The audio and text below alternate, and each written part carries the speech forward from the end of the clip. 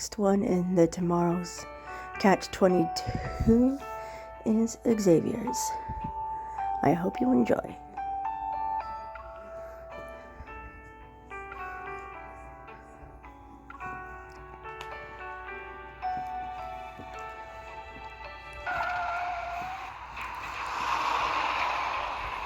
In the dark hours of the night, light shine on a license plate in the distance. A cargo truck speeds along a winding road. Two predators have hijacked crucial supplies. Now they're in the middle of fleeing to the southern district. Hey! Give us a ride! At the roadside, a patrol car with a flat tire is parked at an angle. Several enforcers wearing identical uniforms wave at us. Their eyes are full of hope. Without slowing down, Xavier keeps his eyes fixed on the road ahead. He steps on the gas and our vehicle accelerates past them at breakneck speed.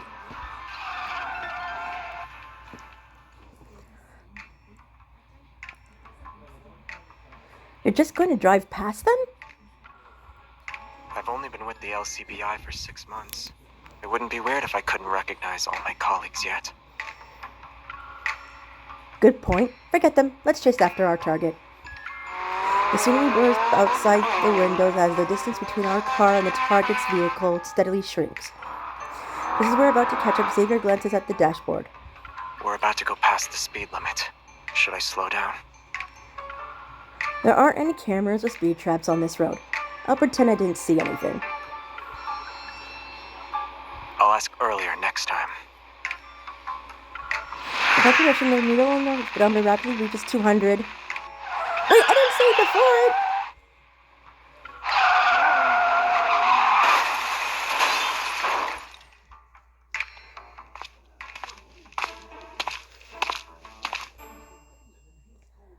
Late into the night, Xavier emerges from the copy room. A comical amount of documents are in his arms.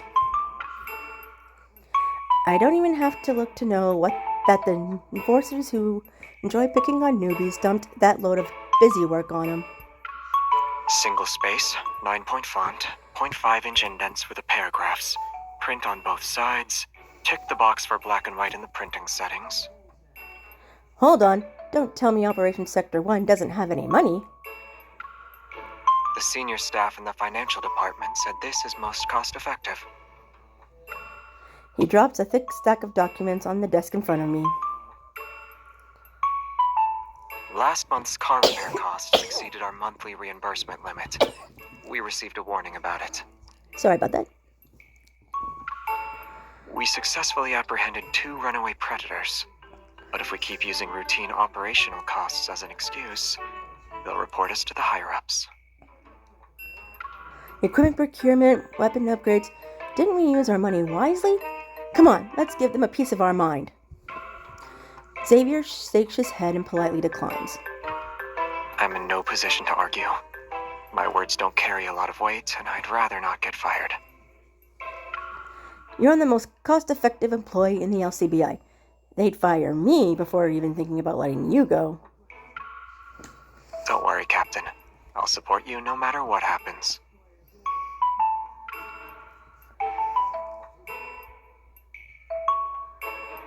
As tensions between the predators and ordinary citizens have escalated, everyone's lives are increasingly filled with unrest. 5 years ago, the authorities established the Lincoln Bureau of Investigation, or LCBI. It was in response to the growing pressure from the city's ever-increasing crime rate. 2 years ago, I became an enforcer. My job is to apprehend wanted predators who are on the run. Xavier is my subordinate. I recruited him 6 months ago. His performance and achievements are unremarkable, but he makes up for it by being exceptionally responsible. He's very loyal to me, and he's good at driving too. He's also carefree and often sleepy. He tends to zone out during meetings, but when his colleagues try to mess with him, he always manages to strike back in his own unique way. Listen up, Xavier. The LCBI has a behavioral assessment committee. Dozing off at work will cost you. 100 will be deducted from your paycheck whenever it happens. Here's 30,000. That should cover my penalty for now.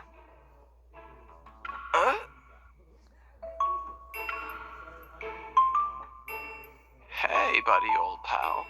Do you still need the cardboard box under your desk? Yes.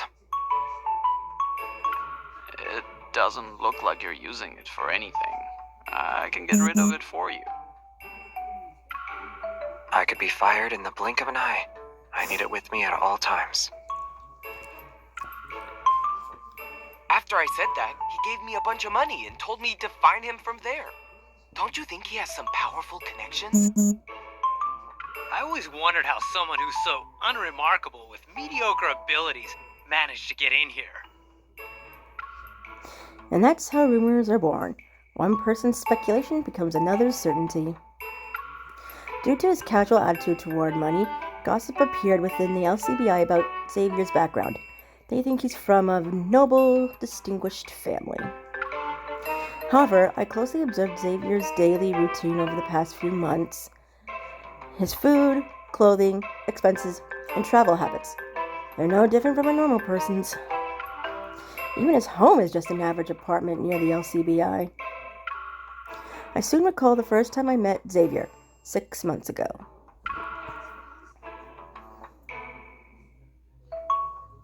Here we go, 6 months ago. As the work in Operation Sector 1 became increasingly hectic, I decided it was time to find myself an assistant. But with the limited budget and the frequent life-threatening situations involved in this line of work, very few could be considered good candidates.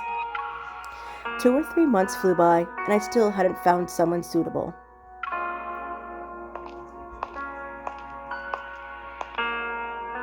Hello? I'm here as a candidate for the job. As I entered the conference room, the young man with refined features politely greeted me. His experience is good, but he looks like another person who will politely decline once he hears about the salary and benefits. Introduce yourself, please. I'm Xavier, 23 years old. I graduated from Lincoln University, and I'm currently unemployed. From his resume, Xavier's skills didn't perfectly match the requirements I want in an assistant. However, as a member of the LCBI, one should possess excellent skills in managing relationships between superiors and subordinates. If 6 executives showed up and you only have 5 cups of water, what would you do? I'll drink all 5 cups. That way, no one is left without a drink. Huh? While his thought process was unique, it seemed like he'd be a good scapegoat. He might even be easy to manipulate. What are your salary expectations? Given that our sector was only recently established and we're still growing, our budget is somewhat limited. He contemplated this for a moment, and then he raised his earnest gaze. How does 2,000 sound? Excellent, you're hired.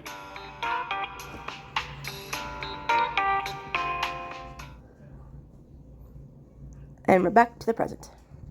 We get another case. A high-ranking official has been found dead in his own villa. The victim's last name is Zimmer. His body was discovered in his home at 8 this morning. For now, the cause of death is suspected to be hypovolemic shock due to a predator attack. Cases like this aren't uncommon. This one is getting special attention because of the victim's high-profile status. The higher-ups requested that we prioritize it. Parts of the video surveillance and alarm system were compromised. Based on the other records, Hermit might be responsible for this too. However, there's evidence of someone tampering with the crime scene. Until forensics sends back a report, we can't rule out the possibility that someone else is responsible.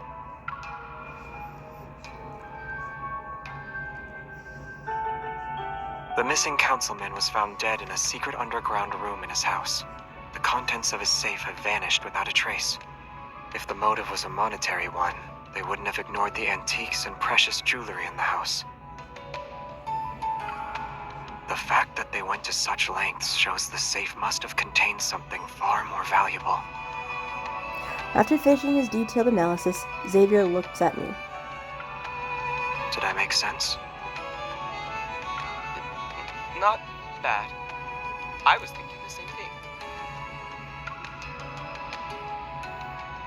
As we leave the villa, the enforcer who had been upstaged quickly puts on a stern face. Hey, Xavier, get us some coffee.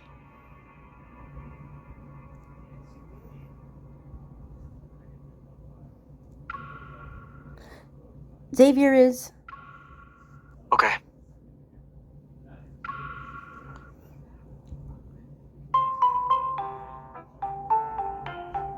In one of the LCBI's many rooms, I slam a book down on Xavier's desk.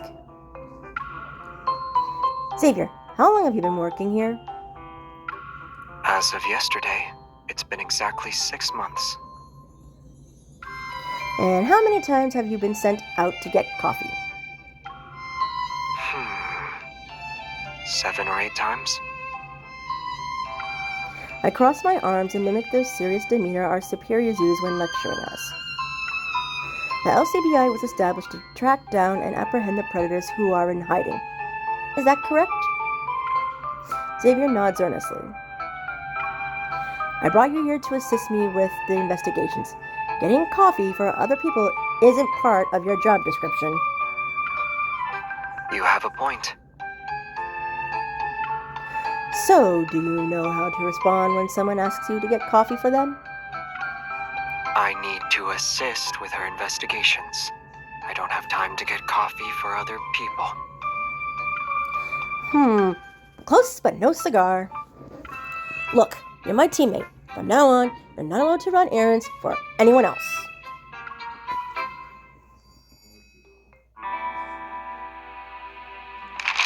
After completing the mission, I hand over the Intel Operations Sector 1 gathered to our superiors.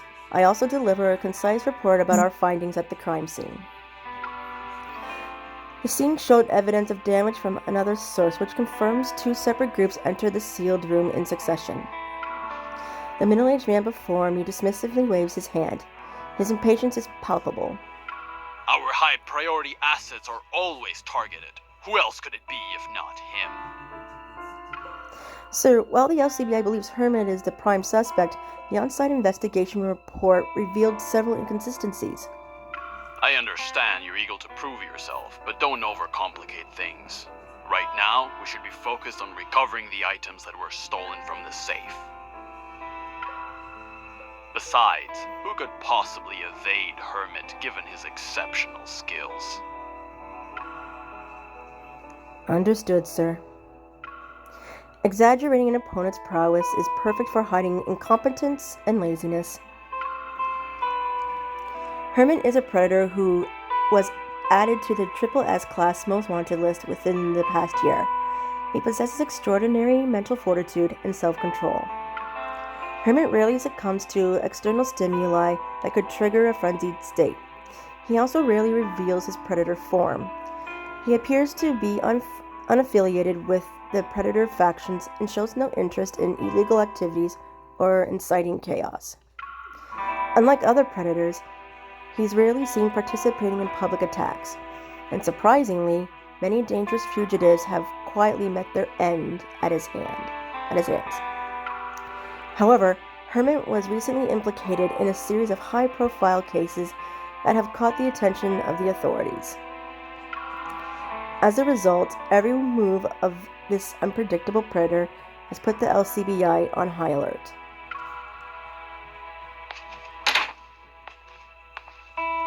I leave the office and see Xavier leaning against the wall. He's waiting for me, and it looks like he's about to doze off. He waves at me before gesturing at the cafeteria.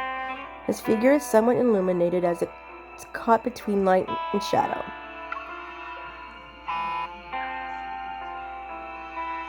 An encrypted email suddenly appears in my inbox. My heart skips a beat the moment I see that familiar email address. Hold on, I forgot my badge.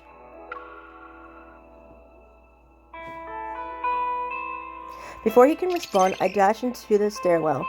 In the security camera's blind spot, I open the email. The subject line is untitled, as usual. The sender's name, however, is one I know all too well. Hermit. I received my first email from him 3 months ago. Initially, I dismissed it as spam, but after a predator attack, I noticed the clues in the email perfectly matched the incident. As the second and third emails arrived, I slowly realized that every lead he provided was real. In other words, Hermit is most likely the one sending them. I immediately attempted to trace the email, but the address was so heavily encrypted that there was nothing for me to glean. I carefully tried to respond to his emails at first, but I never received a response. Without hesitating, I open the email's attachment and see a photograph. Mystic City welcomes you. It's a poster for a bar's grand opening. The bar's phone number is at the bottom of the poster, and several numbers are circled. True to Hermit style, this is likely a specific date. A quick calculation reveals it's exactly 1 week from today. Is this the clue he's sending me? Could the date be connected to the case?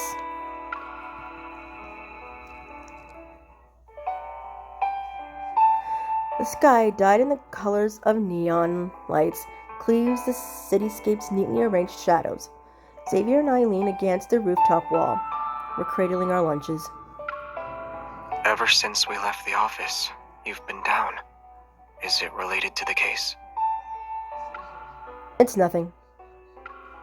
Right now, we need to focus on recovering the items that were stolen from the safe. Keep up the good work. Once you're capable of handling cases by yourself, you should... Should what? Maybe transfer to a better department? There are many experienced veterans in the LCBI. You should network with them. He looks at me, and his face is a mask of neutrality. Oh, you want me to get the support of others? I see. What about you? Operation Sector 1 will always need new talents. When that time comes, You'll recruit other newcomers, right?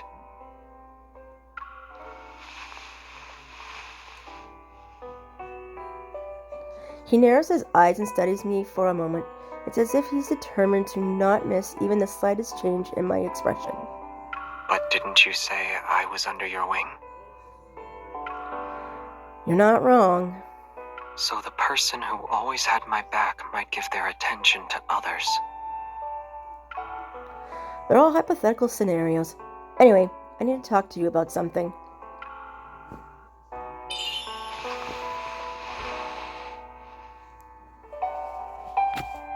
I gently push him back, and my tone becomes more serious.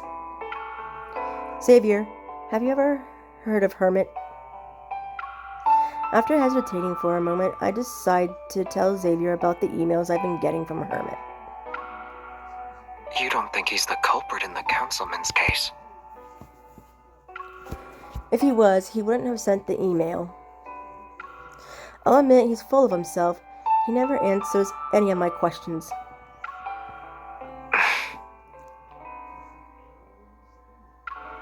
I use my chopsticks to poke at the vegetables in my lunch. I sigh and meet Xavier's puzzled gaze. At first, I suspected he had ulterior motives, but the intel he sent me matches up with the LCBI's final reports. He's an enigma. Why would he provide intel to a low-ranking enforcer like me? Does he really think I can save this entire city by myself? Maybe.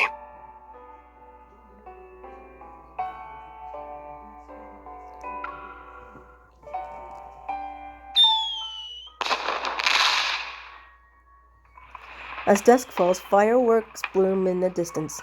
Beyond the wire fence, they light up the darkened sky. Have you heard of Philo?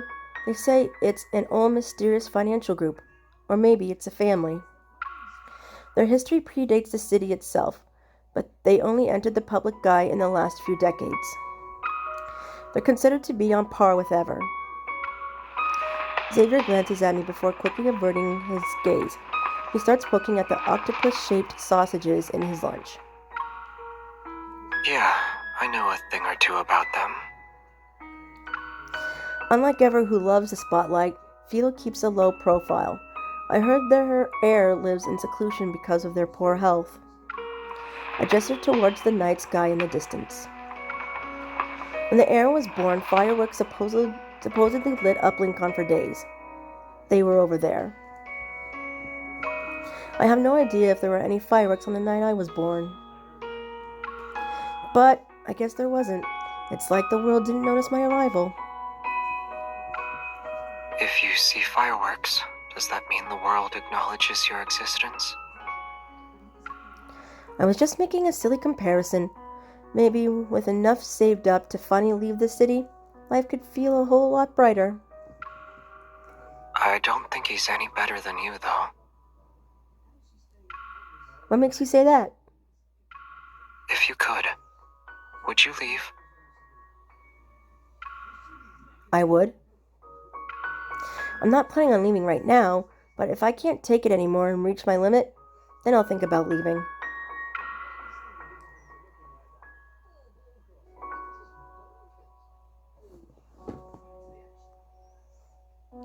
Xavier lowers his head. He's deep in thought.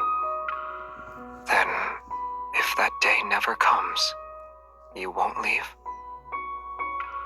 He seems to be genuinely looking for an answer. Maybe. All right. We'll make sure it never happens. If only it were that simple. But some things aren't as complicated as they appear. The world always seems so simple in his eyes. Somehow, it makes me feel better. You have a point there.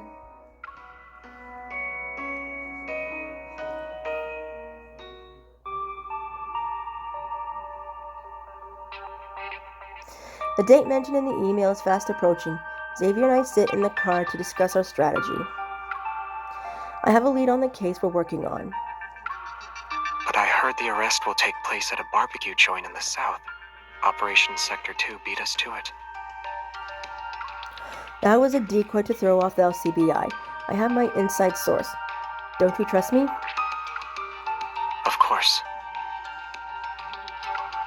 Calm as usual, he nods. This mission is important. Whether we'll be in the spotlight or scraping by at the LCBI depends on what happens from here on out. All right.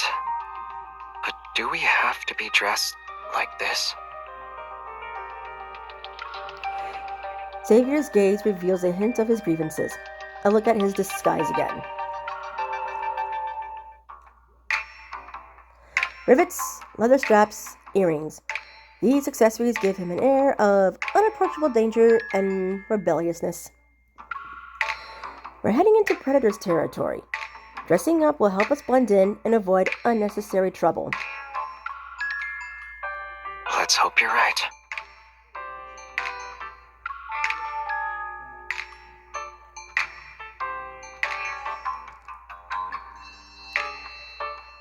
Mystic City is a bar situated on the border between the overworld and underworld of the city.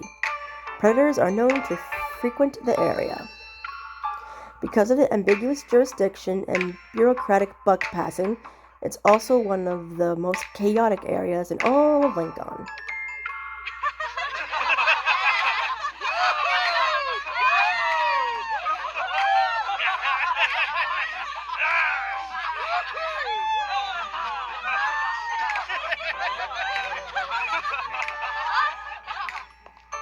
Here's your fruit platter and your drink, sir.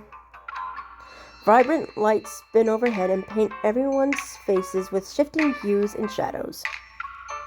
About 10 people crowd around a circular sofa. The raucous laughter mingles with the pulsing dance music, creating a deafening cacophony. Hermit's intel is correct. I immediately recognize the man in the center as a wanted fugitive. He's a predator who goes by the name Lionel. Operation Sector 2 is going to be empty-handed this time. I can still vividly imagine that councilman on his knees and begging for mercy. If we hadn't made a run for it, Hermit would have caught us red-handed. Don't be such a downer. Let's say we did run into him. We might be able to take him down.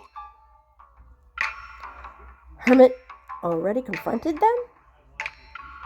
Based on how they're talking, it seems this group of predators and Hermit are after the whatever in the safe. Hey! Where did our waiter go? Why isn't our food here yet? I quickly adjust my uniform and plaster a smile on my face. Then I push the door open. I'll bring it over to you as soon as I can. Hurry up! And don't even think about trying anything funny.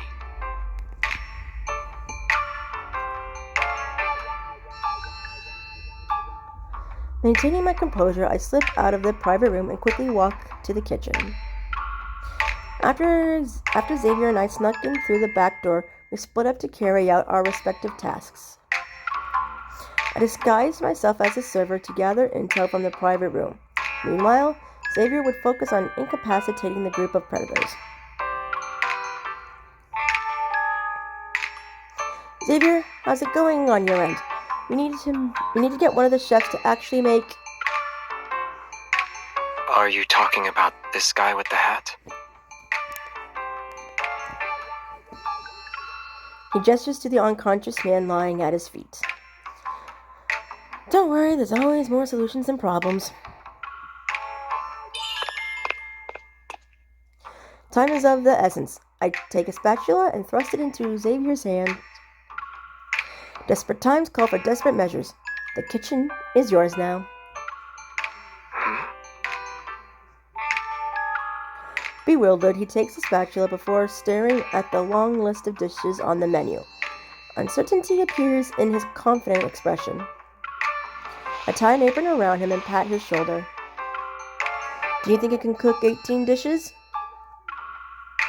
I'll do my best.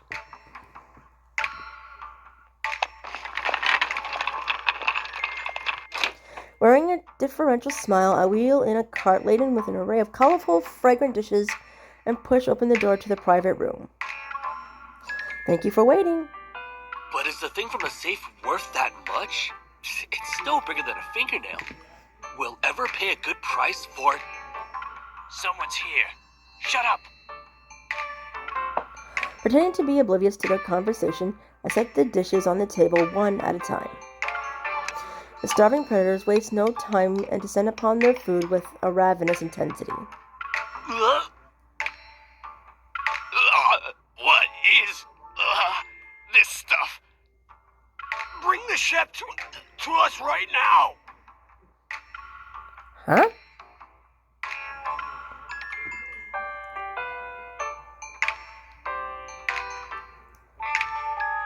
As Xavier walks in, still holding the spatula, the temperature in the room plummets. We're outnumbered here, Xavier. Play along for now. I'll call for backup as soon as... Ignoring my words, he approaches the group with an impassive expression. I cooked the food here. Is there a problem? This slop is fit for pigs! As if suddenly realizing the gravity of the situation, a tense silence falls over the room. What I meant was, only pigs would eat this! Wait, that's not... There's a suggestion box outside. You can submit your feedback there if you're unsatisfied. Don't have fuel to the fire, Xavier! It's almost as if something was switched on. Lionel violently flips the table. You son of a... You dare to mess with our food? I'll chop you up and serve you as the appetizer! Amidst a chorus of enraged roars, the predators in the private room descend into a frenzied state. A sharp pain shoots through my shoulder as pieces of a broken bottle clatter at my feet. Gritting my teeth, I push Xavier away from me. We need to leave. The LCBI will be here any... You go first. The warmth disappears from my hand. Before I can react, I find myself pushed out of the room. The door might as well have been a solid steel wall. No matter how hard I push, it won't budge. Damn it!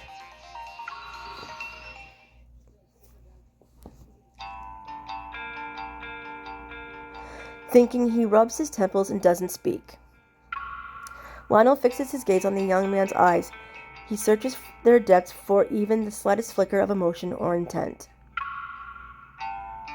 Where's the chip that was hidden in the safe? Oh, I remember now. You're a hermit, aren't you?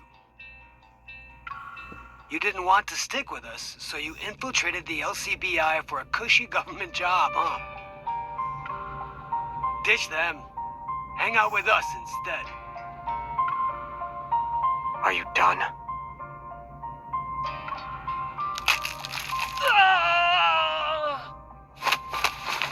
Get him! The private room is showered with shards of shattered fluorescent tubes, bricks, and tiles.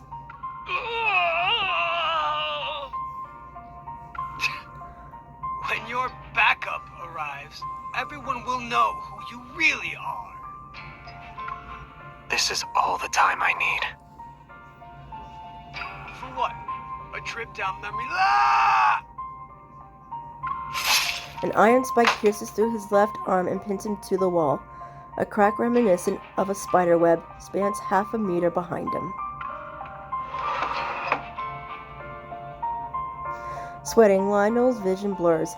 He sees the mysterious young man calmly drag a chair over and sit down in front of him. It'll be enough to make you wish you were dead. I'll talk. I'll tell you everything. Xavier's elbow slightly relaxes. The chip is hidden. It's hidden at... Xavier leans in. He's about to hear the answer he wants when pain suddenly shoots through his arm. Without warning, a sharp blade leaves a deep cut across his shoulder. The metallic scent of blood fills his nostrils. It awakens an uncontrollable agitation that surges from within. How troublesome.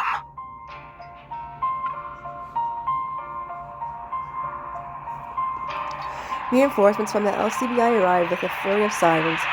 Their vehicles swiftly encircle Mystic City and form an impenetrable blockade. As the door to the private room bursts open, a scene of utter chaos unfolds. Amidst the wreckage, it's almost impossible to distinguish Xavier from the predators. Xavier! I step forward just in time to catch him as he falls. I cradle his familiar, disheveled figure in my arms. His face is smeared with blood and grime. He didn't escape the fight unscathed. The memories of our time together flood into my mind, and my heart is beating with a panic I never felt before. Xavier, I refuse to let you die on me.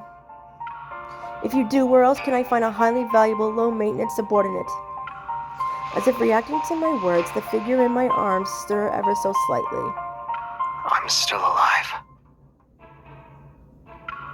But if you don't calm down, the autopsy report will have to list death by embrace as the cause. Xavier struggles to prop himself up on his elbow. His face is smeared with blood. Realizing I'm holding him too tightly, I loosen my grip. You're cracking jokes at a time like this? Do you have any idea how worried I was? I'm fine. What I need to do right now is find a place to crash.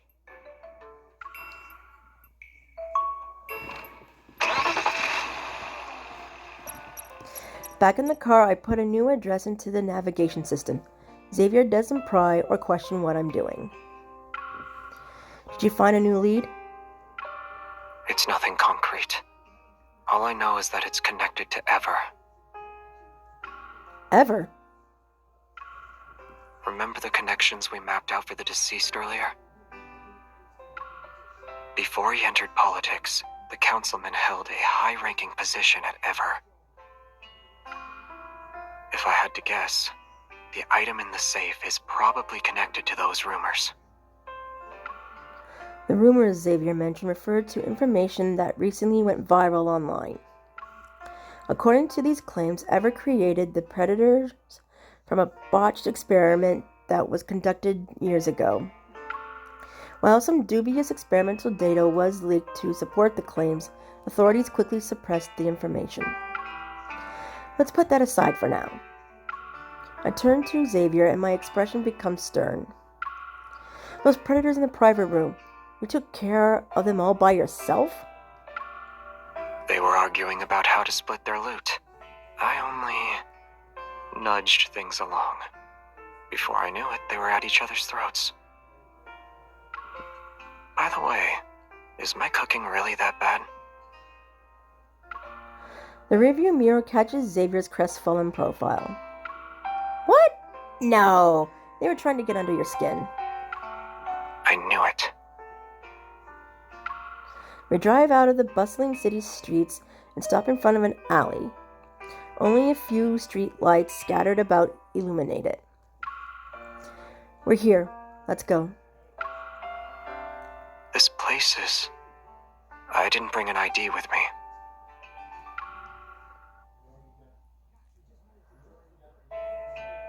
Following his gaze, I look up to see a neon sign flickering with a suggestive glow with the words, Love Hotel. Get your mind out of the gutter! Tangled electrical wires and neon signs hang low over the narrow alleyways. I lead Xavier through the maze. We soon arrive at a rusty iron door at the far end of it. We push through into a pitch-black hallway. A single fluorescent tube buzzes overhead, and it casts a sickly yellow glow that highlights years of neglect. At the end of the hallway, I unlatch the rickety door to the room for backup power. This is my safe house. It's in a clever hiding spot, don't you think? The safe house barely has any furniture. It only has a narrow cot and a simple storage cabinet. I fish out a spare key from the drawer and hold it out to Xavier. Here you are. Once you're ready to spread your wings, feel free to use it whenever you want. Remember not to talk about it to anyone else. You can't bring other people here. With a thoughtful expression, Xavier stares at the key in his palm. He nods. Okay. With no chairs in sight, Xavier awkwardly sits on the edge of the iron-framed cot. It's rare to see him appear slightly uncomfortable. Take off your clothes. That's part of my job description for $2,000 a month. Are you planning to sleep in those clothes that are covered in predator's blood? You can change by yourself. Oh, He turns around and his expression remains the same.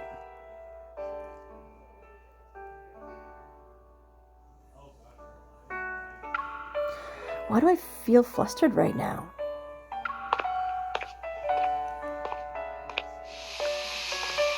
I quickly pat my cheeks to calm down. When Xavier disappears into the bathroom, I start gathering up the blood-stained clothes. Suddenly, something falls out of a pocket. It's an auto-ejector. A suppressant? This unmistakably contains a suppressant used to subdue predators who enter a frenzied state. This auto-injector is the latest model and has only been distributed to a few top-secret research facilities. It's not available to the public. How did Xavier get his hands on this? Lost in thought, I barely noticed Xavier emerging from the bathroom. He already changed into the clothes I left for him.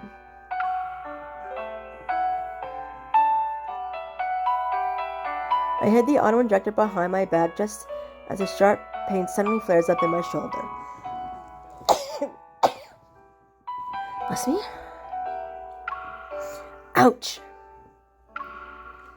when did you get hurt?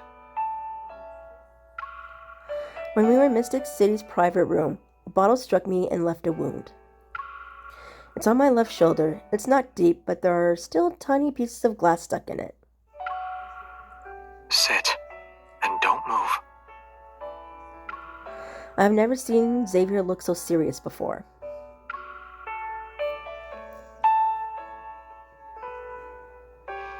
Xavier sits behind me. With steady hands, he uses tweezers to meticulously remove the glass. I'll try to be as gentle as I possibly can. You underestimate me. No one is underestimating you. So you don't need to pretend it doesn't hurt. Is he upset? I clear my throat and steer the conversation in another direction. Xavier, where did you learn how to do first aid? I'm impressed. Your resume said you were a student at Econ University, but you always seem to know things most people don't. The LCBI offers free seminars. I attended a few of them. We have that kind of stuff? Yeah. 6 months ago, you injured your left leg when we did our first mission together. We were in a rush, so the wound wasn't properly treated right away. Since then, you talk about how the scar aches whenever the weather is gloomy. He gently presses down my left shoulder as it involuntarily twitches from the pain. Stay still. It'll be over soon.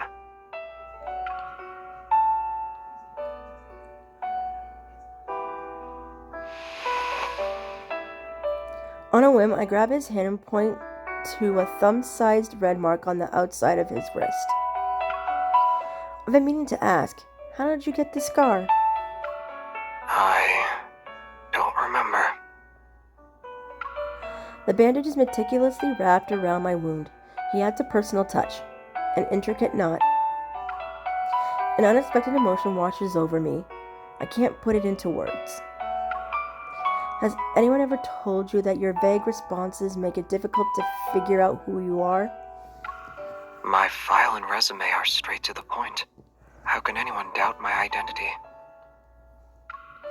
But I've heard people say you might be... A deafening bang shatters the atmosphere between us. The room is plunged into darkness. Before I can even process what's happening, my body moves. I pin Xavier against the wall, and my hands are on either side of him. We remain frozen in the darkness, and our hearts are pounding, but nothing happens. It wasn't gunfire. It was just a power outage. Embarrassed, I release him. The wires here are ancient, so blackouts happen all the time. The power should be back soon. Even in the dim lighting, I can see the hint of a smile on his lips as he looks at me. Amusement shines in his eyes. It's as if my overreaction was a source of entertainment. There's something I've been meaning to ask as well. You're always so quick to protect other people. Is it because I'm your subordinate? I think it's because you're the first person at the LCBI who trusts me without question. I see. Xavier's eyes lock onto mine before he looks away. We don't know how long the power will be out. We could open the curtains. It might let in some light. Are you sure that will help? It's pitch black out there. No stars, no moon. The air feels thick and stifling. I use it as an excuse to make my way around the foot of the bed. In one swift motion, I open the curtains and look outside. Fireworks paint the darkness with brilliant, fleeting light. These aren't just any fireworks. They're the kind reserved for festivals and celebrations. I'm stunned. Words tumble out of my lips before I can stop myself. I wonder who's the lucky newborn this time. Do you count? I saw your personnel file. Today's your birthday. You said that you weren't sure if anyone knew you existed when you were born. I'll give you an answer. I know. I know that you exist. That date is a random day I put down to pass the background check.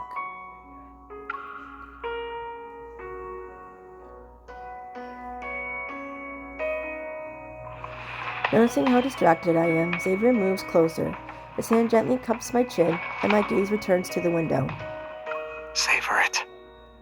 I saved multiple paychecks for this.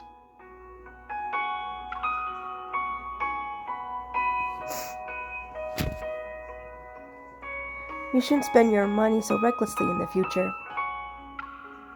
Are you implying I should let you manage it instead? By that logic, we'd be able to save enough so the two of us can leave together someday. A soft chuckle tickles my ear. His gaze drifts to the sky where the last bursts of fireworks blossoms in the night. The embers drift down. It's as if they're within reach, like raindrops falling through a haze of neon lights. He wasn't exaggerating. A display like this must have cost a small fortune. The spectacle is so magnificent and all-encompassing that I'm sure anyone in the city would only need to look up to see it painting the sky.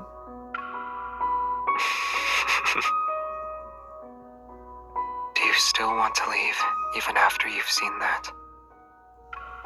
I remain silent, but my resolve wavers. Something has changed, but I can't put my finger on it.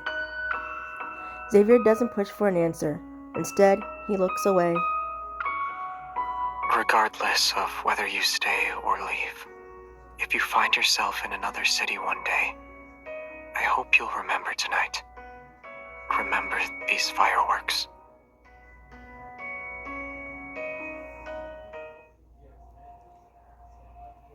There was only an empty inbox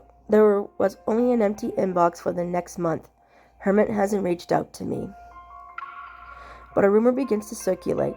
The item stolen from the safe wasn't just any trinket. It was a chip that contained confidential files related to Ever. Is Hermit one of Ever's hitmen? Whoa there. We can't throw around accusations like that. The authorities are still in bed with Ever. They even paid for our latest batch of weapons to use against the Predators. It's clear the higher-ups aren't rejecting Ever's advances, and their stance is conveniently vague. The investigation is doomed to be swept under the rug before it even begins. Actually, I used to think Hermit had an insider at the LCBI. I guess I was wrong. The LCBI is as watertight as a colander. I can't help but sigh. My mood worsens. For the past 6 months, Hermit has been all over the place, yet he always escapes when we're about to catch him. You said it yourself, Hermit isn't doing this for the fame or money, and he doesn't have any unusual quirks. So what's his goal here? What drives him? Ever is tangled up in a web of power plays.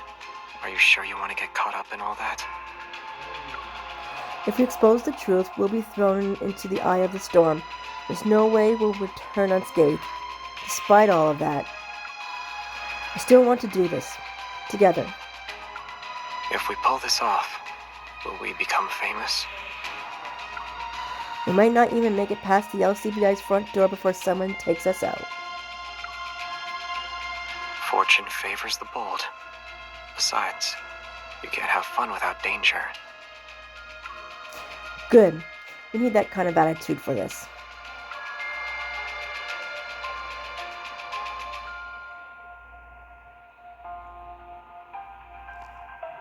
As the days grow shorter and colder, the city's unrest shows no signs of abating. Anti-predator protests connect autumn and winter.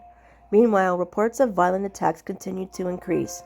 They paint a grim picture of a city that's on edge. There's a glimmer of hope on the horizon. The upcoming mayoral election promised change, and whispers of a new 7th provision which aims to contain the predators appear.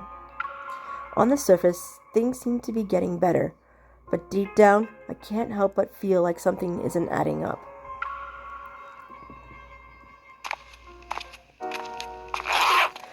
I pull my coat tighter around me and stuff my hands into my pockets.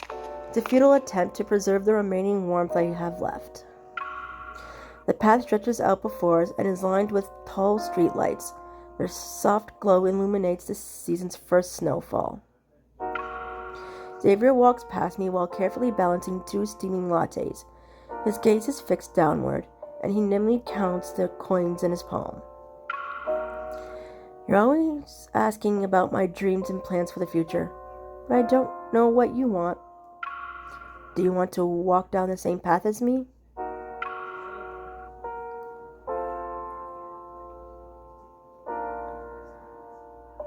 He holds my gaze for what feels like an eternity. Then he reaches out without warning. His gloved hand brushes away the snow from my hair. I might have forgotten to mention that I chose you. This place is packed with people, and it's not like I have a habit of following everyone who shows up. There was a time when I doubted everything about Xavier, but now I've never felt more safer with him near me. Xavier, I couldn't help but notice you've changed since you first joined the LCBI. When you said you wanted to try this, your face lit up even brighter than it did on the night of the fireworks. Was I really happy at that time? Do whatever makes you smile. Snowflakes dance in the air around us. As they fall, they catch the light and form a shimmering halo above Xavier's head. You don't need fireworks to shine. With or without the spectacle, people see you for who you are. And to some of them, you're a beacon of light.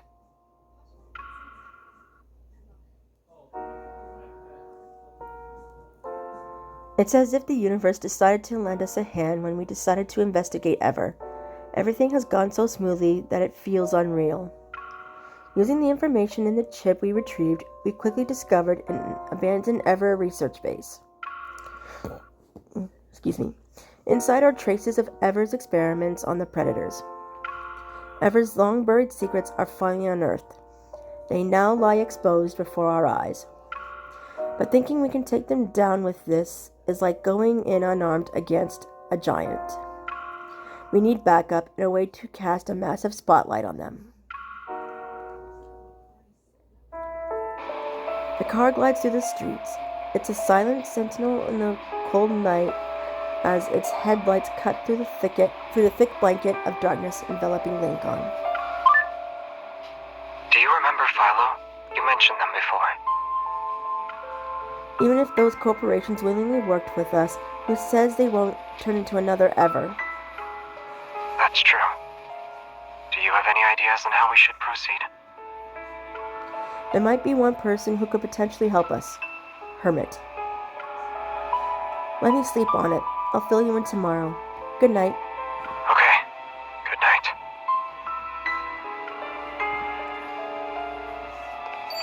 As soon as the call ends, I press down on the accelerator. I send an email to Hermit once I'm home. It doesn't hurt to try.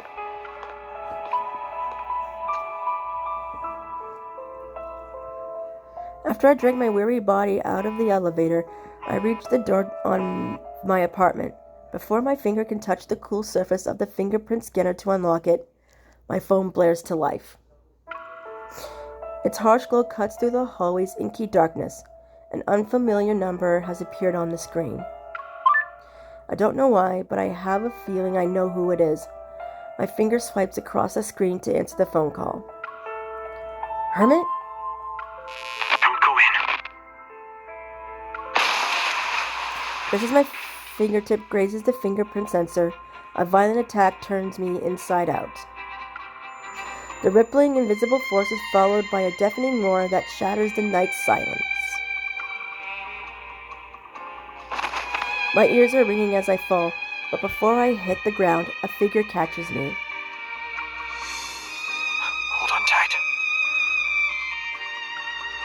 He's fast, almost too fast for a normal human. Hermit was here! Don't let him escape! Hermit?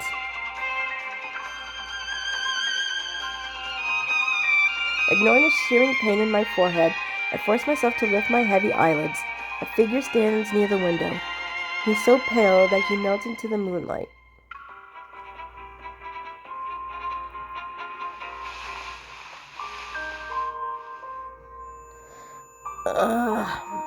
My head hurts. Although the incessant ringing in my ears remains, I slowly come to my senses. Recalling last night's attack, Ever sent their hitman after me. Luckily, I had the foresight to move all the evidence and crucial leads I gathered over the past few weeks to the safe house. Before I can let out a sigh of relief, however, I realize something. How did I even get into the safe house? Who brought me here? My eyes drift to my arm where a nasty burn has been carefully treated. The bandage is neatly wrapped around it, and a familiar knot stares back at me. Only 2 people know about this place, me and Xavier. Hermit and Xavier are, without a doubt, the same person. To think he managed to hide it from me for so long. I grab my phone and dial his number, but all I get is a busy signal.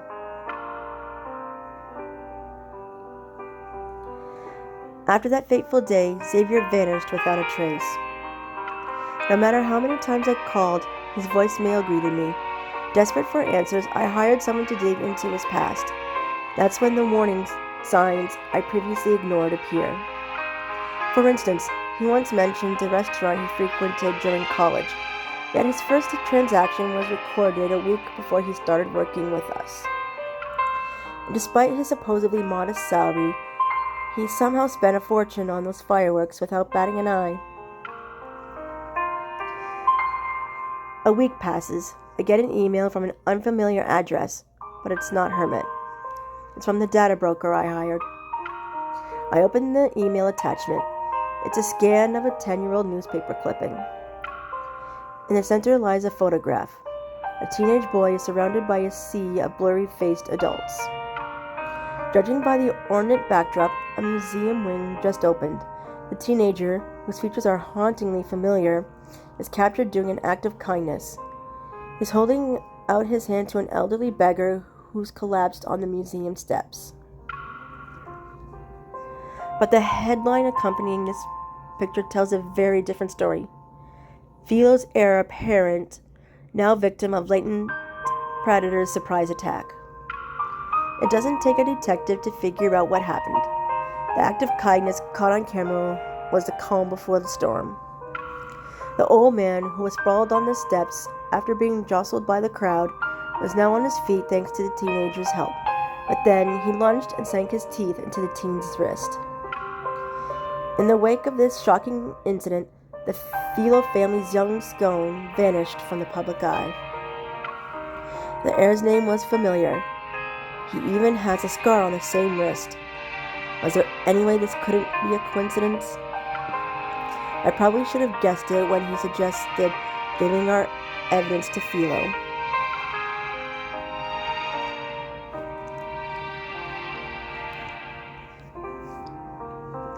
Since my wounds have healed, I return to the LCBI building. An unexpected wave of loneliness washes over me. 2 days ago, they were convinced Hermit was Ever's lapdog, but now he's public enemy number 1 for taking classified documents. I heard they almost caught Hermit today.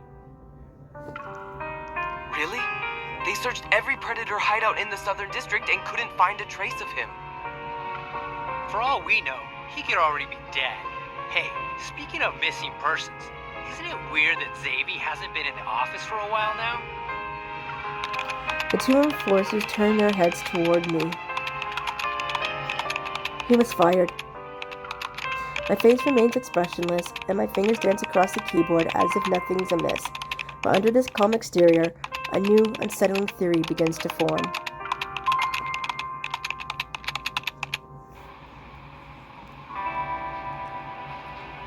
Philo and Ever aren't just business rivals. Their competition extends into the political arena. Xavier has every reason to destroy Ever. But if he's so capable, why did he involve me? Am I just a pawn in a larger game? My position at the LCBI provided the perfect smokescreen. With an official inquiry underway, Philo could lurk in the shadows and pull the strings without getting their hands dirty. I'm all over other possibilities, but this is the most possible explanation I have. He's been using me, huh? When I look up, I notice the car has stopped in front of the alleyway. I already lost count of how many times I scoured this area.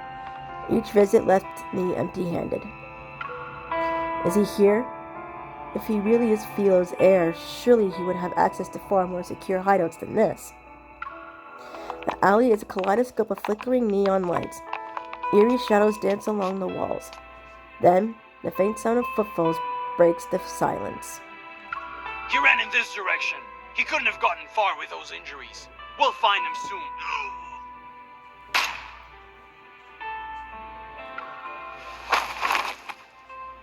The acrid stench of blood fills the air. It mingles with an unmistakable scent I associate with the predators.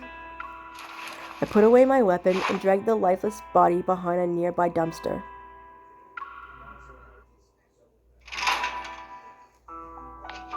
As soon as I enter the safe house, the metallic stench of blood hits me like a truck. There he is.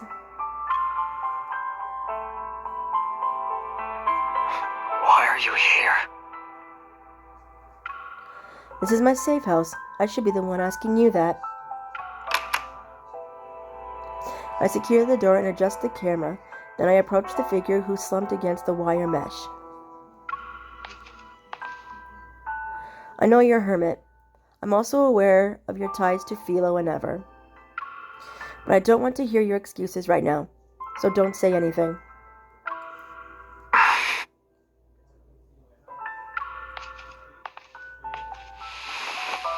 My emotions are a tangled mess. I try to remain expressionless as I make my way to the cot. I sit down. Stay back. His words are barely above a whisper, but I can hear the pain he's trying to hide. I have never seen Xavier like this. His usual composure is gone, and a visceral vulnerability stands in its place. As far as I'm aware, you've been treating this place like your home. You're the one who gave me a key. He looks at me, and the face I know so well feels like it belongs to a stranger. It's as if we're truly seeing each other for the first time. I see him for what he actually is. I regret giving you the key. If you showed up any later, you would have been locked out. You already know. It must have been hard for you to stay with me for the better part of the year. You had to be a naive rookie. You had your reasons for getting close to me, but I'm not exactly innocent either. I couldn't ignore the fact that Xavier had worked himself to the bone for me. He put in long hours for an awful salary. I can't say in good conscience that I owe him nothing. I couldn't offer you a lot of things. None of my promises to you were kept. Take a deep breath. I won't hand you over to Ever. I won't arrest you either. And I definitely don't want to see you die here. Why? Your death would lower the property value.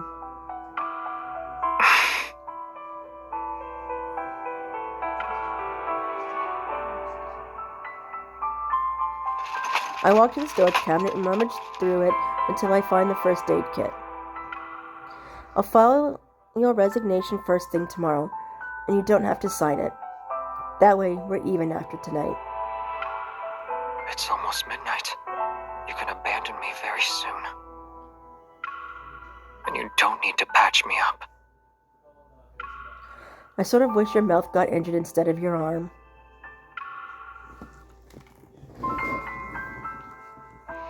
I steel myself as I lean in to examine his blood-covered limb. They say Ever has been developing weapons specifically designed to fight the Predator. Is that why he's bleeding so much? It's the only way those bumbling idiots overpowered him. Hold still.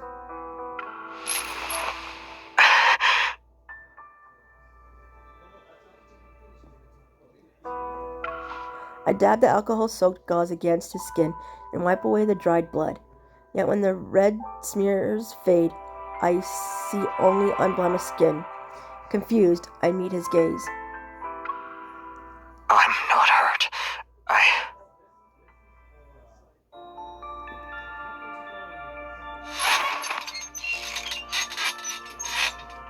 He suddenly pins me under him, and his weight presses me into the thin mattress.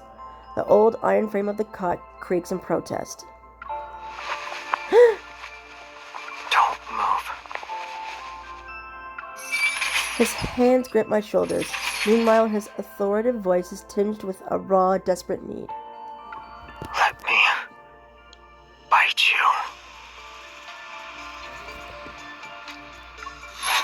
His breath feels like it could burn my skin, and his whole body is soaked in sweat. He's not hurt. He's entering a frenzied state. Xavier, don't push your luck. This isn't the first time. He tilts his chin ever so slightly, and defiance shines in his gaze.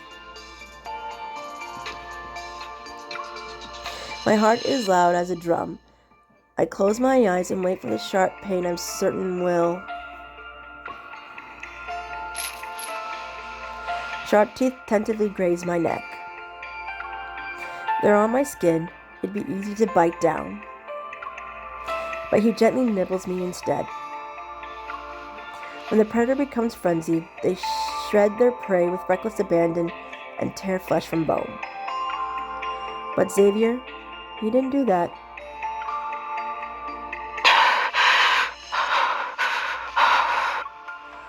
Calm down.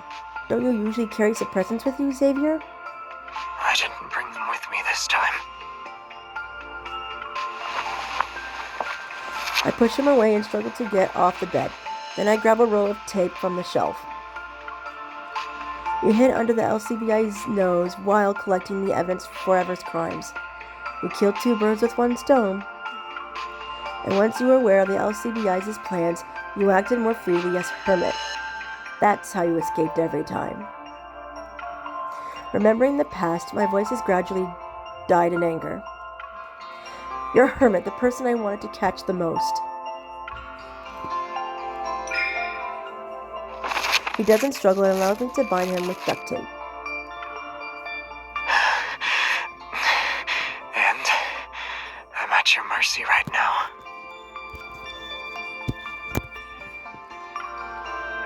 Interrogation, torture, whatever you want to do to me, I'll accept everything. I won't tell him that our time together was like finding a piece of candy on a construction site full of garbage. Instead, I realize how addictive unconditional trust can be. When a predator becomes frenzied, more primitive emotions influence their actions. Because of that, the predators act according to their instincts.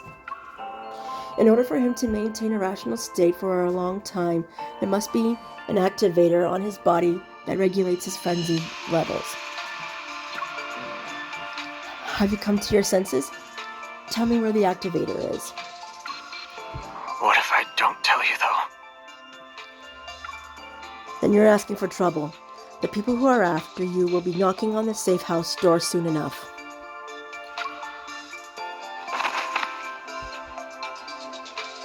You said we used each other, which means you don't feel guilty.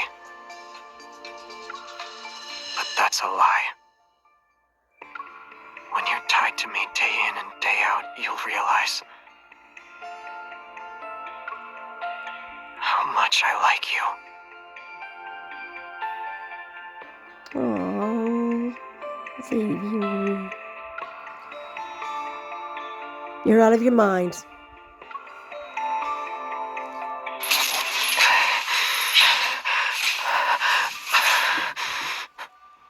You didn't abandon me, yet you didn't want me to die either.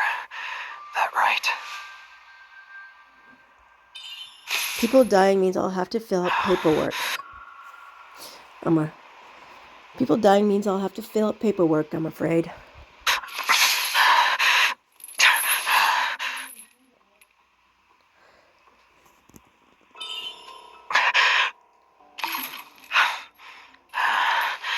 Don't be afraid. I'll try to be as gentle as possible.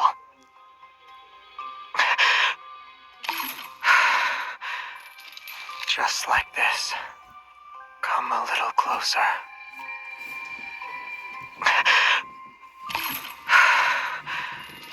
Just like this. Come a little closer.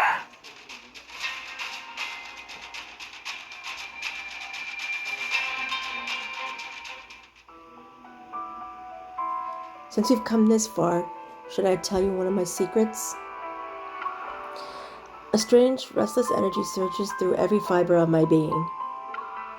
I cradle his face in my hands and look into the eyes that crave the words on my lips. The Xavier I fell in love with never existed. Surprisingly, his face reveals neither shock nor sorrow. It's as if he expected this. He leans in, and his lips brush against my ear as he whispers. It's okay.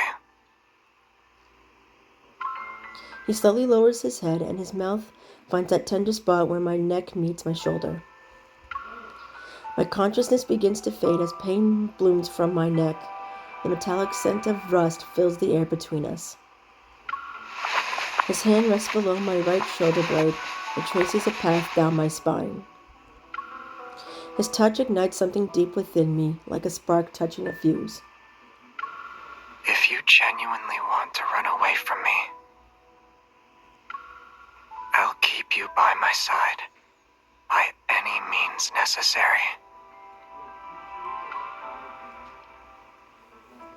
And that's the bad ending. We actually get turned into a predator, and we are not immune to the predator's bite.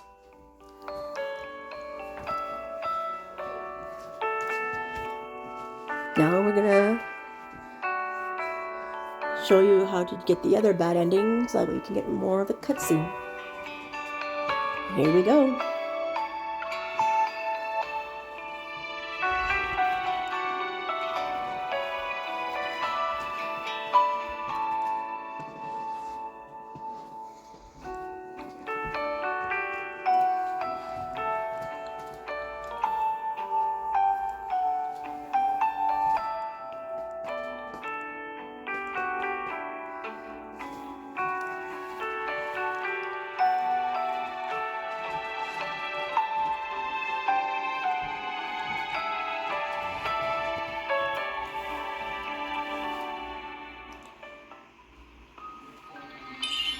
People dying means I'll have to fill out paperwork, I'm afraid.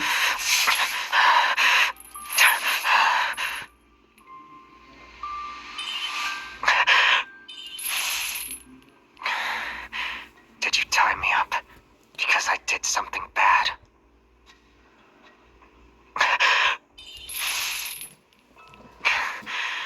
Do you hate me?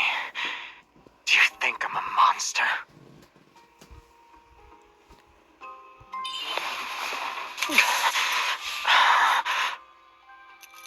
Why? Don't you want to become like me?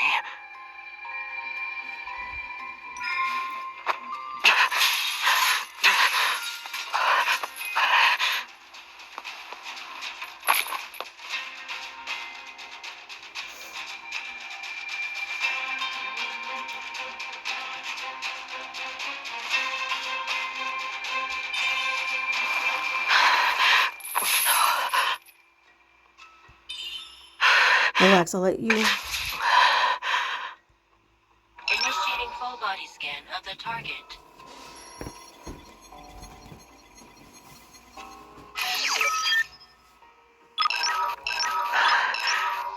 Your hand is warm.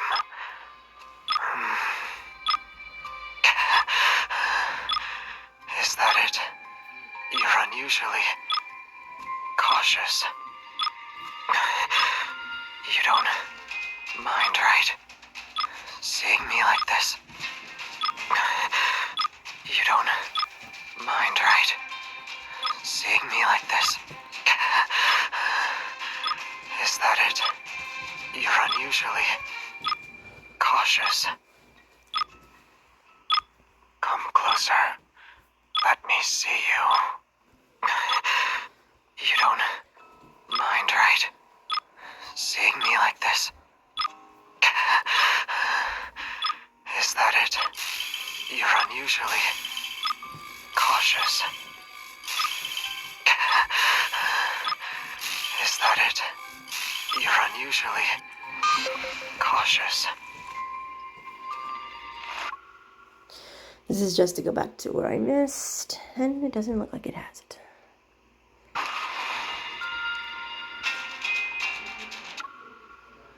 Here we go. Relax.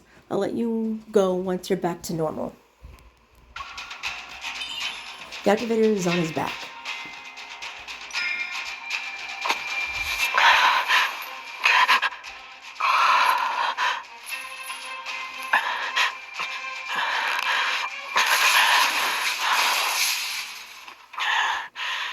Then I should demonstrate the proper interrogation technique, Captain.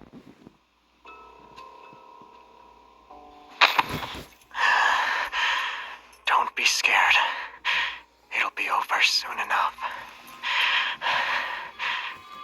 Then you'll never leave me.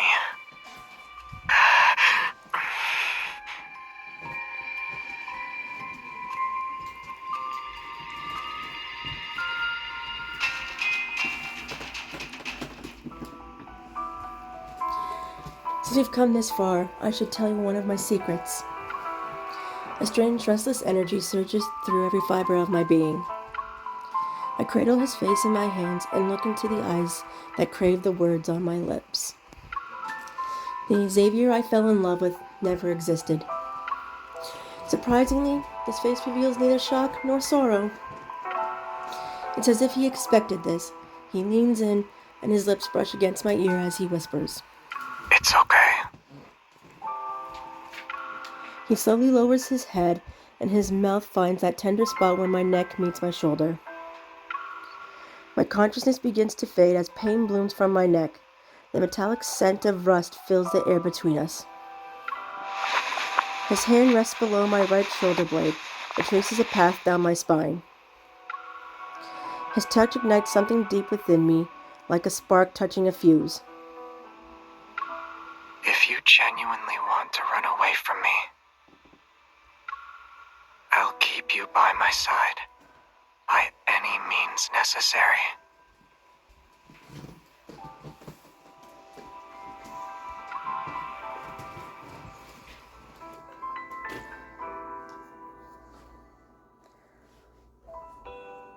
Alright, there's the second bad ending. Now, we'll go back and we'll do the good ending. I'm just going to start back by Kindled 1 so I can get that one line back.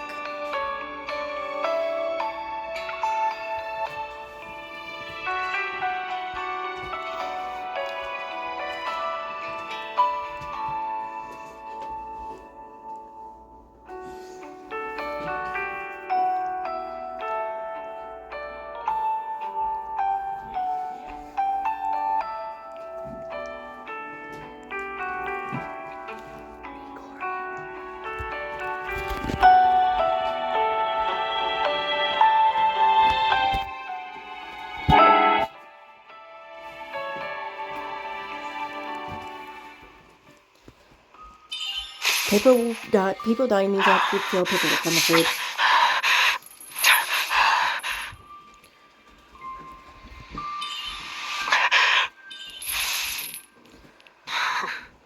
You're so strict when your subordinate is involved.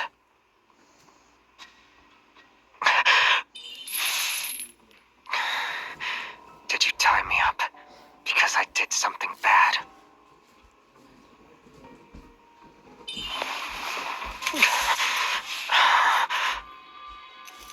Why? Don't you want to become like me?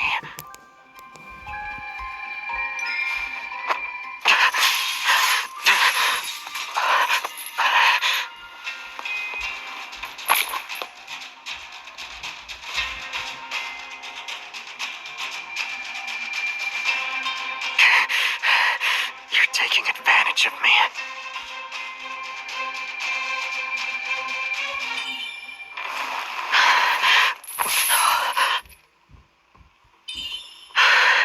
Relax, I'll let you go when you're back to normal.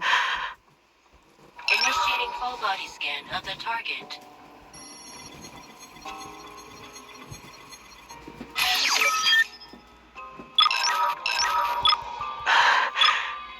Your hand is warm.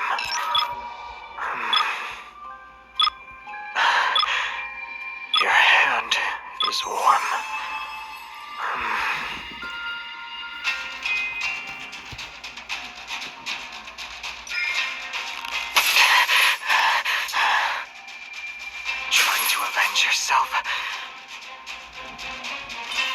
I'm just playing a disobedient subordinate.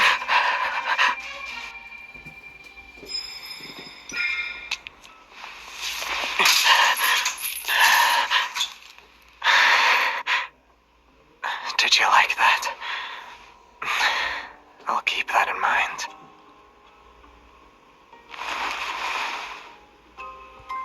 The activator is on his back.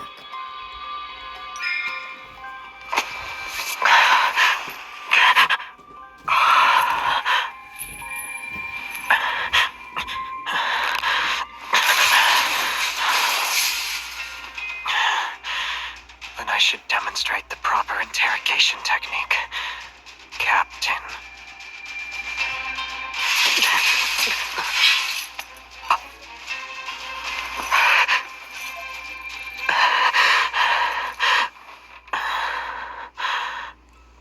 I'm sorry, I really am. You could have just left me like this. It wouldn't matter, and I'd be okay with that.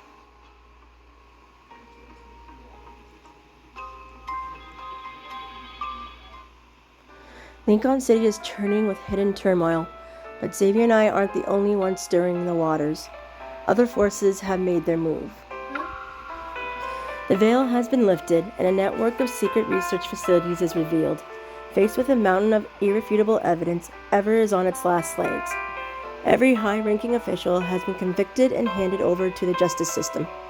Unless something unexpected occurs, they'll spend the rest of their days in Lincoln's most secure prison. My efforts don't go unnoticed. I am promoted. With my salary and bonus doubled, I move into a new department. It comes with a round-the-clock security and serves as a reminder that lingering threats might still be around. Yet, happiness eludes me. In the quiet hours of the night, my mind unwittingly thinks about him. But I know a solution for the predators is about to arrive in the market. If he wanted to, he could effortlessly return to being an aloof heir and let our time together become nothing more than fleeting memories.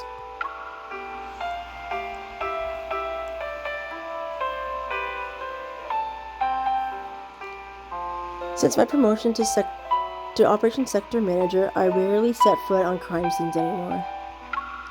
I have no use for the safe house now. And frankly, I'd rather not look at it again. So I hired a real estate agent to find tenants. Miss, I've been in this business for over a decade, but I haven't seen anyone throw money around like this. It's been on the market for over a month with no potential buyers. Then someone called last night and said he wants to rent it. He's offering 10 times the market rate and wants to lock it in for 50 years. Don't you think this person has a few loose screws? Are you sure this isn't a scam? He claims he already transferred the deposit. You might want to check and see if it went through. Also, he apparently wants to move in right away. Are you still at the property? I am. It's not like I have a lot to pack away. Just hand the keys over to him. He should already be on his way. As I hang up, a wave of dizziness washes over me. Ever since the Ever case wrapped up, my luck has taken an unexpected turn for the better. Surveying the chaos around me, I wonder if I should drop the price even more. But before I can make a decision, the soft click of a door catches my attention. It wasn't a knock. Someone is walking in.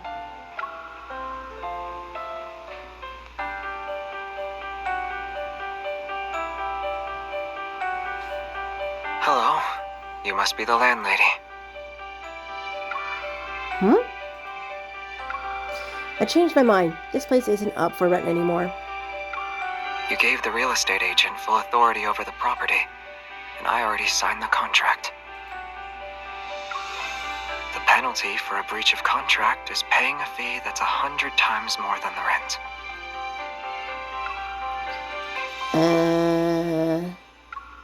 Fine, this place is yours. Utilities are your responsibility.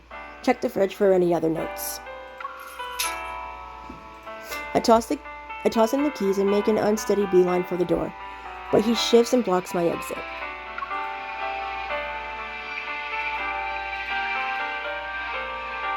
Is there a problem, sir? Do I need to clarify anything? I joined the LCBI to keep an eye on your movements. It made things easier for me. An official title opened a lot of doors, so everything was simpler. But later on, I chose to stay because I wanted to be by your side. Oh, Xavier.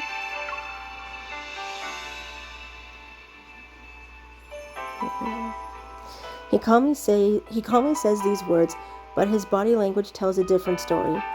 His shoulder is angled in such a way that I can't escape. I believe I told you that I stopped caring about your real motives a long time ago. Terrified, my resolve will falter, I crouch down to cover my ears. To my surprise, he copies me. We look at each other face to face. Is this how I'm supposed to respond when you say stuff like that? What? I'm not listening to you. This is the best I could come up with in 6 months. Our gazes meet, and I'm suddenly transported back to that night when we watched the fireworks. His eyes haven't changed, so why can't I bring myself to look at them now?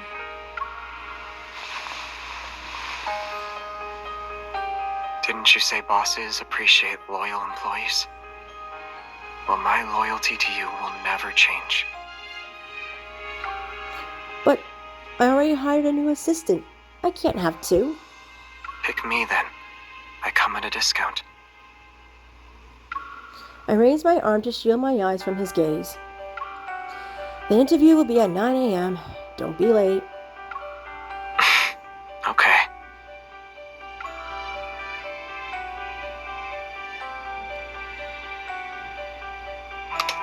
My phone vibrates and tumbles out of my pocket.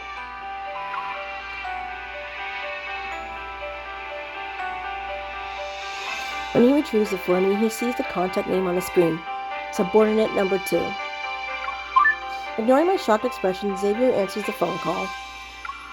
Hello? Hey! Hi. Yes, she's with me. Also... His unwavering gaze meets mine, and each word he says is slow and deliberate. I'm sorry to say this, but you're fired.